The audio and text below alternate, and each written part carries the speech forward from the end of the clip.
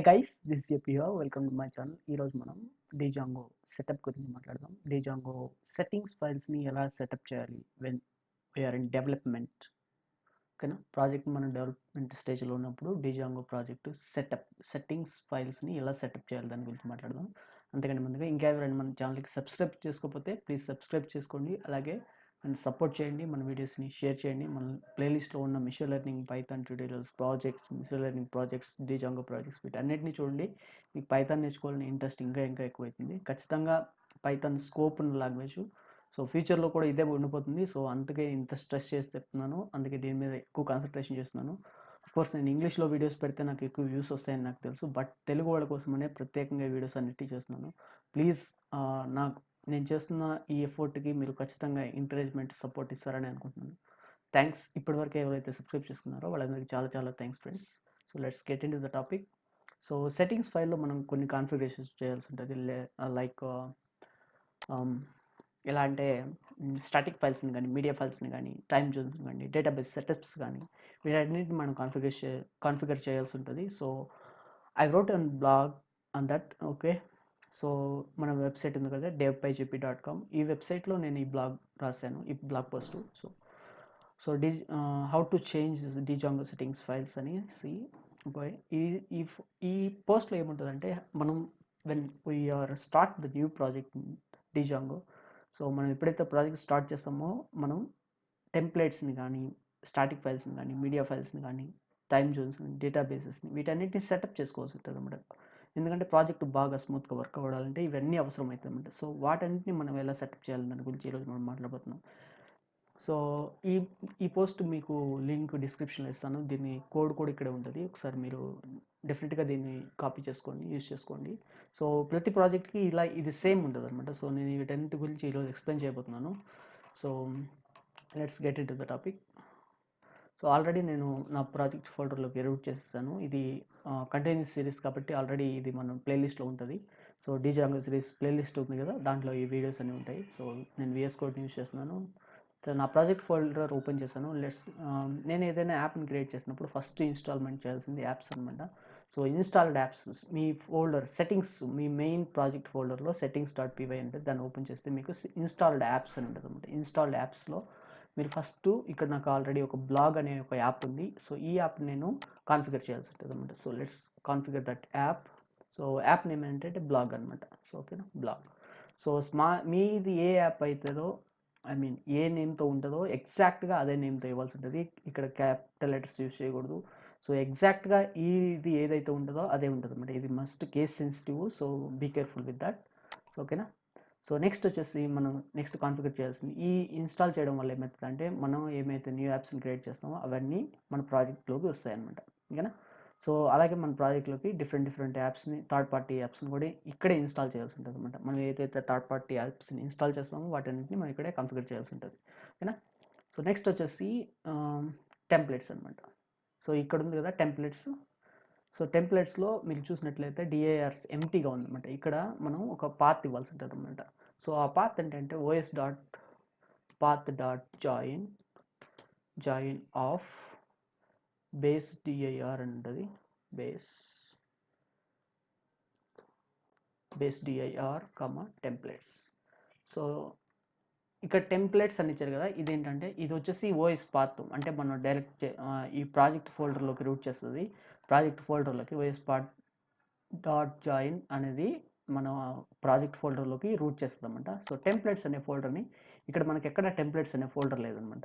So మనం చేయాల్సింది ఏంటంటే ముందుగా మనం టెంప్లెట్స్ అనే ఫోల్డర్ని క్రియేట్ చేసుకోవాల్సి ఉంటుంది అనమాట. సో నేను టెంప్లెట్స్ మనం డిఫరెంట్గా యూస్ చేసుకోవచ్చు. మనం ప్రాజెక్ట్ లెవెల్లో యూస్ చేయొచ్చు, ప్రాజెక్ట్ లెవెల్లో క్రియేట్ చేసుకోవచ్చు, లేదా యాప్ లెవెల్లో క్రియేట్ చేసుకోవచ్చు. అంటే ఇక్కడ ఇది బ్లాగ్ అనేది ఒక యాప్ కాబట్టి దీంట్లో మనం టెంప్లెట్స్ క్రియేట్ చేసుకోవచ్చు, లేదా ప్రాజెక్ట్ మొత్తానికి ఒకే ఫోల్డర్ని క్రియేట్ చేసుకుని దాన్ని టెంప్లెట్స్గా రూట్ చేసుకోవచ్చు అనమాట. బట్ నేను అన్నిటికీ ఒకటే టెంప్లెట్ ఫోల్డర్ని క్రియేట్ చేస్తున్నాను. సో నేను టెంప్లెట్స్ ఇక్కడ క్రియేట్ చేస్తాను కాబట్టి ఈ ఫోల్డర్ని ఇక్కడ రూట్ చేస్తుంది అనమాట. ఓకేనా, ఎగ్జాక్ట్గా అదే నేమ్ ఇవ్వాల్సి ఉంటుంది. సో టెంప్లెట్స్ అనే నేమ్ మీరు చేంజ్ చేసుకుంటే మీరు ఆ నేమ్ని చేంజ్ చేసుకోవాల్సి ఉంటుంది అనమాట. అర్థమైంది కదా. ఇక్కడ నేను టెంప్లెట్స్ అనే ఫోల్డర్ని క్రియేట్ చేస్తాను కాబట్టి ఇక్కడ టెంప్లెట్స్ అనే నేమ్ని ఇస్తాను అనమాట. ఓకేనా. సో నెక్స్ట్ వచ్చేసి అలాగే మనం టెంప్లెట్స్ని కాన్ఫిగర్ చేస్తాం. ఈ టెంప్లెట్స్లో మనకి ఇండెక్స్ ఫైల్స్ కానీ, index.html ఫైల్ ఇవన్నీ కూడా హెచ్టిఎంఎల్ ఫైల్స్ అన్నీ కూడా మనకి ఎక్కడ ఉంటాయి అంటే ఈ టెంప్లెట్స్ ఫోల్డర్స్లో ఉంటాయి అనమాట. మనం అలాగే బ్లాగ్ లెవెల్లో కూడా ఈ టెంప్లెట్స్లోనే మనం సపరేట్గా బ్లాగ్ కోసమే టెంప్లెట్స్ క్రియేట్ చేయాలంటే దానికి సపరేట్గా బ్లాగ్ ఫోల్డర్ని క్రియేట్ చేసుకొని మనం ఇన్సైడ్ బ్లాగ్కి సంబంధించిన టెంప్లెట్స్ అన్ని క్రియేట్ చేసుకోవచ్చు అనమాట. అఫ్కోర్స్ ఇక్కడ మీరేం చేంజ్ చేయాల్సిన అవసరం లేదు, ఎందుకంటే డైరెక్ట్గా ఇక్కడ నుంచి రూట్ అవుతుంది అనమాట. ఓకేనా. సో నెక్స్ట్ వచ్చేసి డేటాబేస్ కాన్ఫిగరేషన్స్ అనమాట. సో డిఫాల్ట్గా మనకి ఎస్క్యూఎల్ లైట్ డేటాబేస్తో వస్తుంది, బట్ ఇక్కడ మీరు ఇన్స్టాలేషన్లో మీరు MySQL కానీ పోస్ట్గ్రెస్ ఎస్క్యూఎల్ కానీ మీరు చేంజ్ చేసుకోవాలనుకుంటే చేంజ్ చేసుకోవచ్చు అనమాట. సో ఇక్కడ బ్లాగ్ పోస్ట్లో నేనేం చేశానంటే MySQL డేటాబేస్ని కాన్ఫిగర్ చేశాను. ఒకసారి మీరు ఒకవేళ మీరు MySQL తీసుకోవాలనుకుంటే MySQL డేటాబేస్ని కనెక్ట్ చేసుకోవచ్చు అనమాట. మనకి ఎగ్జామ్ సర్వర్స్ ఉంటాయి కదా, సో ఎగ్జామ్ సర్వర్స్ని ఇన్స్టాల్ చేసుకుంటే మనకి డిఫాల్ట్గా MySQL డేటాబేస్ ఉంటుంది దాంట్లో. సో దాన్ని అయినా కనెక్ట్ చేసుకోవచ్చు, లేకపోతే మీరు MySQL సర్వర్ని కమ్యూనిటీ ఎడిషన్ని డౌన్లోడ్ చేసుకొని ఇన్స్టాల్ చేసుకుంటే దాంట్లో అయినా మీరు ఇలా కన్ఫిగర్ చేసుకోవచ్చు అనమాట. సో ఇక్కడ ఉన్న అట్రిబ్యూట్స్ గురించి మాట్లాడతాను చూడండి. డిఫాల్ట్గా మనకి సో backend.mysql ఇది డేటాబేస్ ఇంజిన్, ఇది నేము. సో నేమ్ వచ్చేసి డేటాబేస్ నేము. మీరు ఏ డేటాబేస్ అయితే MySQL డేటాబేస్లో క్రియేట్ చేస్తారో ఆ నేమ్ ఇవ్వాల్సి ఉంటుంది. అలాగే డిఫాల్ట్ యూజర్ రూట్ అని ఉంటుంది మనకి, సో ఆ రూట్ నేమ్ ఇవ్వాల్సి ఉంటుంది. అలాగే పాస్వర్డ్, మీకు డేటాబేస్కి ఏదైనా పాస్వర్డ్ ఉంటే పాస్వర్డ్ ఇవ్వాల్సి ఉంటుంది, లేకపోతే వదిలేసేయచ్చు. హోస్ట్ వచ్చేసి లోకల్ హోస్ట్, పోర్ట్ నెంబర్ ఇవ్వాల్సి ఉంటుంది. ఓకేనా. సో ఇలాగ మనం కాన్ఫిగర్ చేసుకోవచ్చు. డిఫాల్ట్గా మీకు మాత్రం మనకందరికీ కూడా మనం ఎప్పుడైతే ప్రాజెక్ట్ స్టార్ట్ చేస్తామో django ప్రాజెక్టు మనకి డిఫాల్ట్గా SQLite ఉంటుంది అన్నమాట. ఇక్కడ చూస్తున్నారు కదా SQLite. సో SQLite డేటాబేస్ ఉంటుంది. సో అది వద్దనుకుంటే మీరు మీ ఓన్ డేటాబేస్ని కాన్ఫిగర్ చేసుకోవచ్చు అనమాట. అలాగే ఇక్కడ మీరు పోస్ట్గ్రెస్ ఎస్క్యూఎల్ కానీ లేకపోతే అదర్ డీబీస్ని కాన్ఫిగర్ చేసుకోవచ్చు ఇన్ ద సేమ్ వే. ఓకేనా. నేను ఇక్కడ MySQL డేటాబేస్ని కాన్ఫిగర్ చేశాను. ఓకేనా. సో నెక్స్ట్ వచ్చేసి సో ఇది మీరు చేంజ్ చేసుకోవాలనుకుంటే అక్కడ ఉన్న కోడ్ని కాపీ చేసుకోండి. ఓకేనా, ఈజీగా ఉంటుంది మీకు. సో అక్కడ నేమ్స్ చేంజ్ చేసుకోవాల్సి ఉంటుంది అనమాట. నెక్స్ట్ వచ్చేసి సో టైం జోన్ అనమాట. యాక్చువల్గా ఇది యూటీసీలో ఉంటుంది, ఇది మన టైం జోన్ కాదు.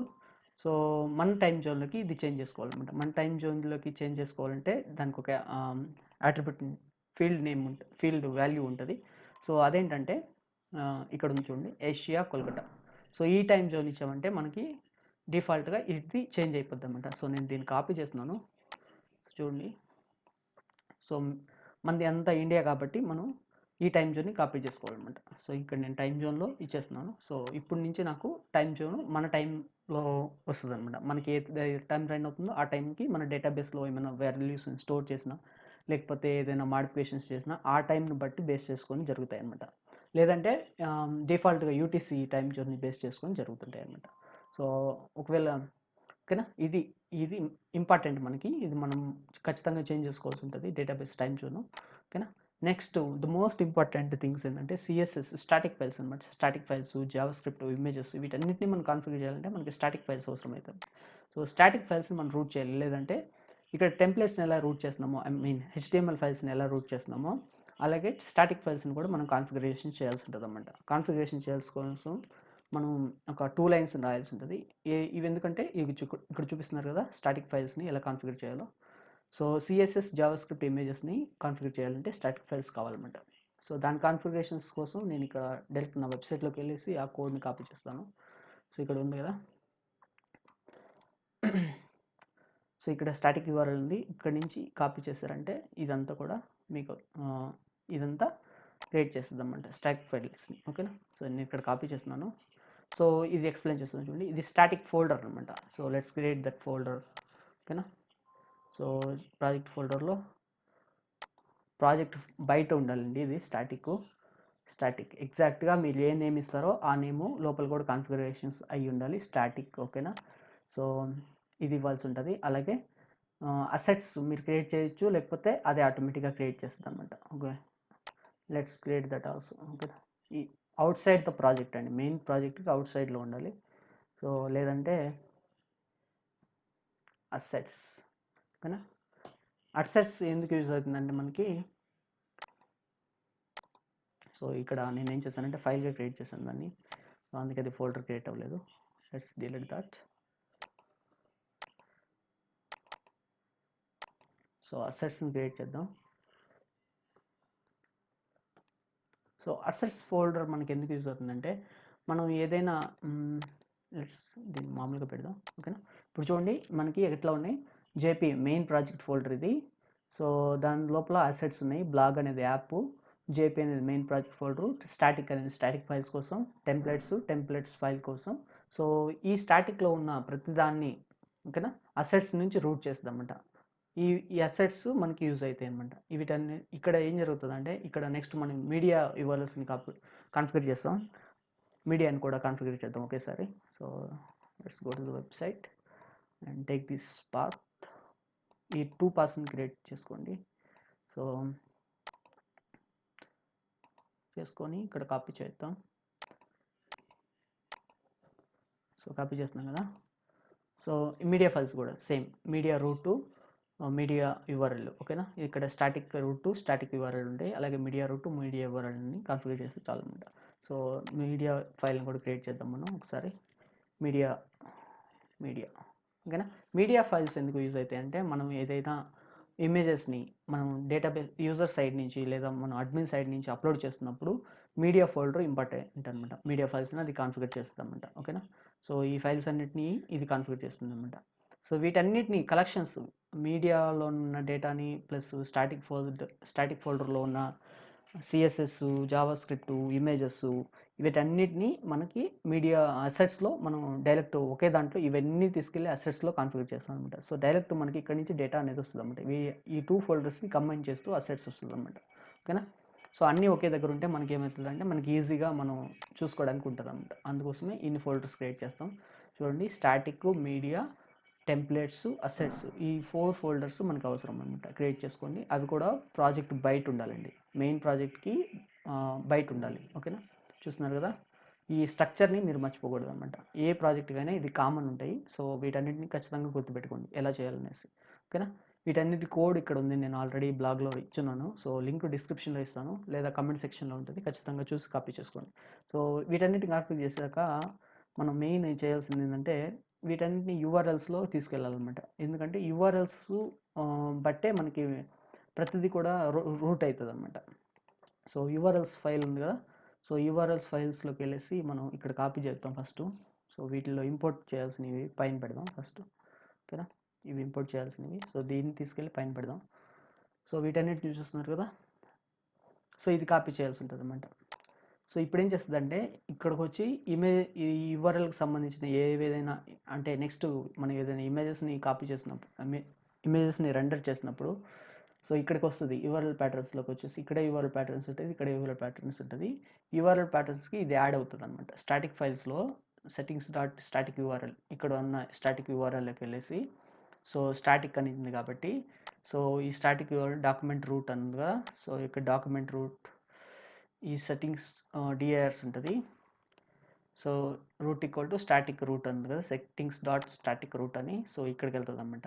os.path.join బేస్ డిఐఆర్ అసెట్స్లోకి వెళ్తుంది. అసెట్స్లోకి వెళ్ళేసి అక్కడ ఏ ఫైల్ అయితే అవసరం అవుతాయో ఆ ఫైల్స్ని రూట్ చేస్తామండి. అలాగే మీడియా యూఆర్ఎల్స్ కోసం అంటే ఇమేజెస్ లేకపోతే మనం ఏమైనా అప్లోడ్ చేస్తే ఆ ఇమేజెస్ కోసం ఇది రూట్ అవుతుంది అనమాట ఓకేనా. స్టాటిక్లోకి వెళ్ళేసి settings.media URL document root equal to settings.media root. ఇక్కడ మనం ఈ వేరియబుల్స్ని ఈ 2 వేరియబుల్స్ని మనం చూస్తుంటాం చూడండి. So ospath.join base DIR media ఈ ఫోల్డర్లోకి వెళ్ళేసి ఆ ఫైల్స్ని తీసుకొస్తుంది అనమాట ఓకేనా. సో ఇందుకోసం మనకి ఇవన్నీ అవసరం అవుతుంది. సో ఒకసారి ఓవర్వ్యూగా మనం ఏమేమి కాన్ఫిగర్ చేస్తాం చూడండి. మన స్టాటిక్ ఫైల్స్ని, మీడియా యూఆర్ఎల్స్ని, అసెట్స్ని కాన్ఫిగర్ చేయాల్సి ఉంటుంది ఇక్కడ. సో నెక్స్ట్ వచ్చేసి టైం జోన్ని కాన్ఫిగర్ చేయాలి. సో నెక్స్ట్ వచ్చేసి డేటాబేస్ ఉంటుంది, డేటాబేస్ని కాన్ఫిగర్ చేయాలి. నేను డిఫాల్ట్గా ఏదో ఉంది కాబట్టి ఇది ఇచ్చేసాను. మీకు MySQL కావాలంటే దాంట్లో ఉంది, చూసుకొని కాపీ చేసుకోండి కోడ్ ఓకేనా. నెక్స్ట్ వచ్చేసి ఇన్స్టాల్ యాప్స్ని కాన్ఫిగర్ చేయాలి. సో తప్పకుండా ఇక్కడ ఒకసారి కాన్ఫిగరేషన్స్ చేశాక మీరు మర్చిపోకుండా చేయాల్సిన పని ఏంటంటే ఇక్కడ ఉన్న యూఆర్ఎల్స్ని కాన్ఫిగర్ చేయాల్సి ఉంటుంది అనమాట. సో ఇప్పుడు మనం మన ప్రోగ్రామ్ని ఎగ్జిక్యూట్ చేద్దాం. సో ఏమైనా ఎక్కడైనా తప్పులు చేస్తుంటే మనం ఒకసారి చెక్ చేసుకోవచ్చు అనమాట. సో సక్సెస్ఫుల్గా రన్ అవుతుందని ఎక్స్పెక్ట్ చేస్తున్నాను. సో రన్ అయింది. సో ఓపెన్ చేద్దాం. చూస్తున్నారు కదా సక్సెస్ఫుల్గా మనకి ప్రాజెక్టు ఓకే 404 మీడియా ఓకేనా. సో ఇది ఎర్రర్ ఎందుకు వచ్చిందంటే jp.urls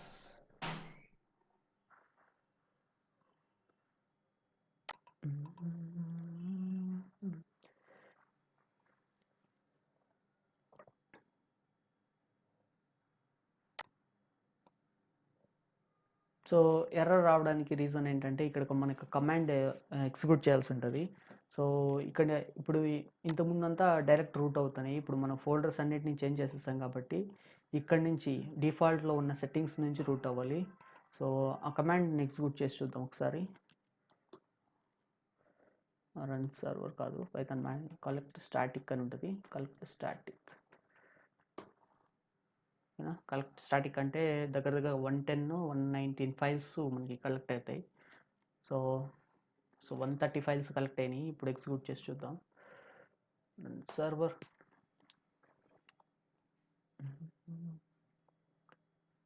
ఓకే, సక్సెస్ఫుల్గా రన్ అయితే అవుతుంది.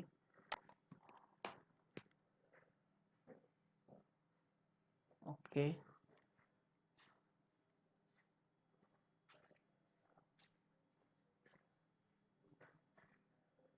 To falls and django will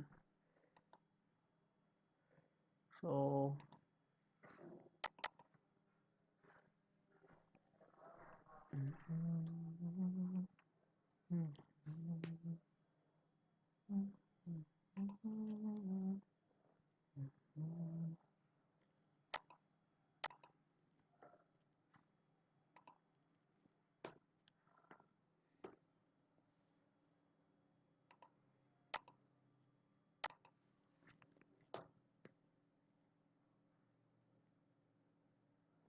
okay, so ఇక్కడ django ఏమైందంటే ఇక్కడ